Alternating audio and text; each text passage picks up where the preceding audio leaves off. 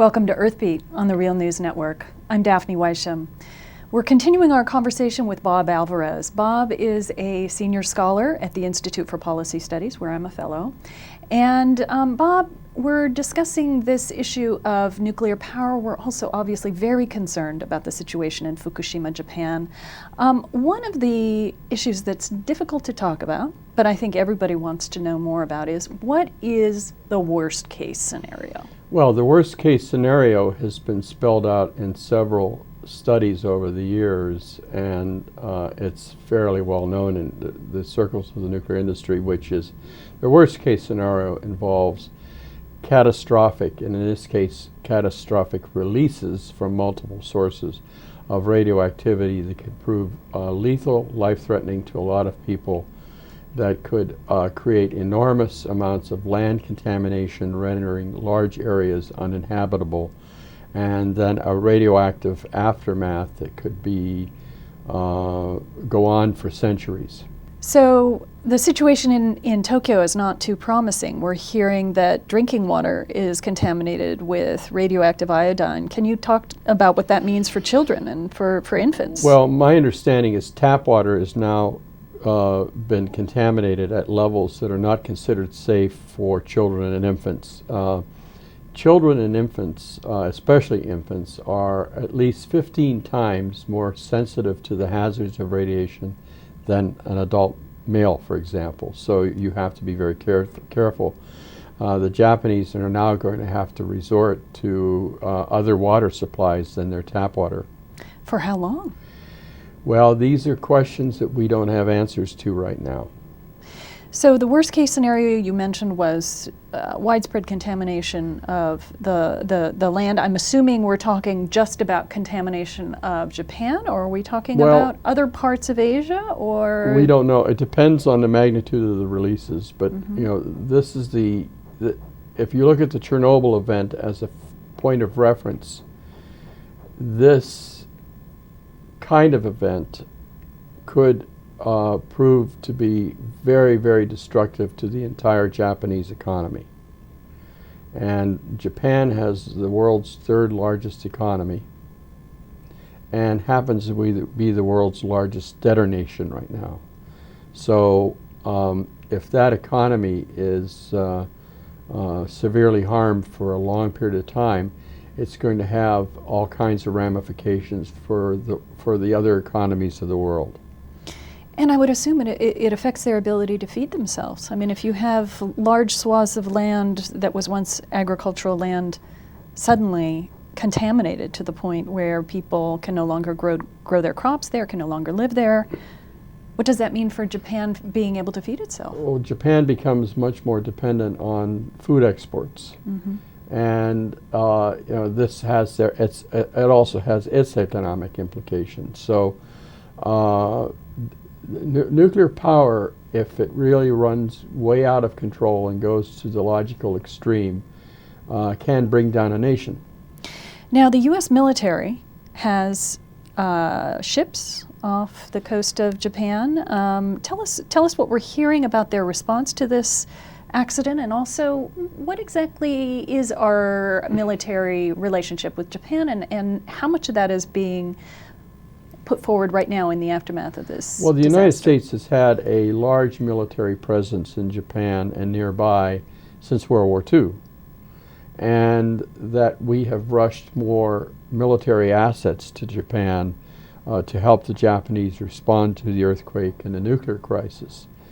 But we also have a lot of military assets there because of concerns about North Korea, the ability to collect intelligence on countries nearby such as China and the like. I found it a remarkable piece of information that one of our, I think it was called the largest aircraft carrier in the U.S. fleet, had to permanently withdraw from the area out of concern that the entire ship could get contaminated and the crew from the radioactive plumes emanating from the reactor.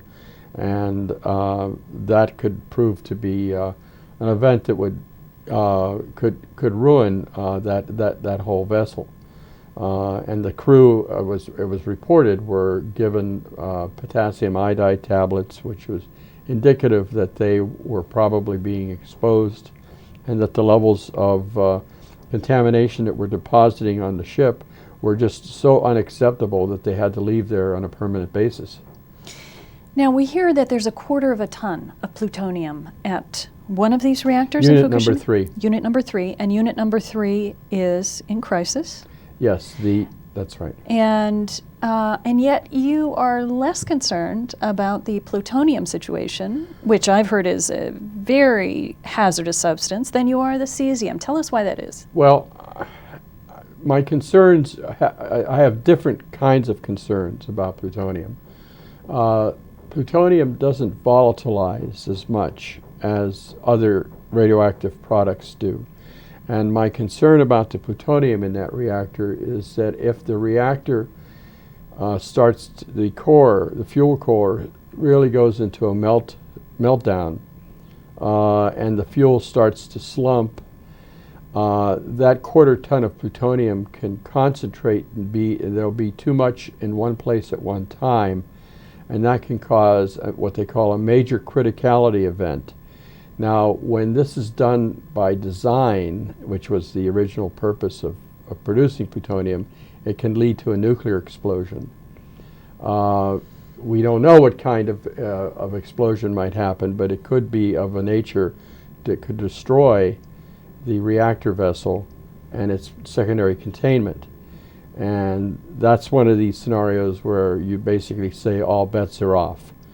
The reason I am concerned about cesium-137 is that it volatilizes. It gets out faster, and it makes up about in terms of the spent fuel as opposed to the core, it makes out about half of the total radioactivity.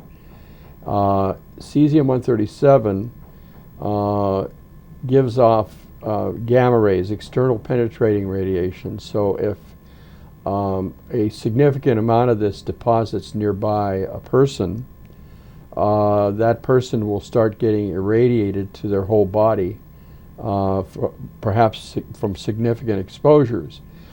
Over time, the cesium, sort of stays in the environment, and it has a half-life of 30 years. So the rule of thumb is that it takes 10 to 13 half-lives for this product or this fission product to decay to levels that are presumed to be safe. Okay, translate that into English. 10 to 13 half-lives is how many years? Well, we're talking about 300 to 400 years, somewhere in that ballpark. And the cesium will be distributed across what? It could be distributed across a very wide area. I mean, the cesium-137... Will it come to North America?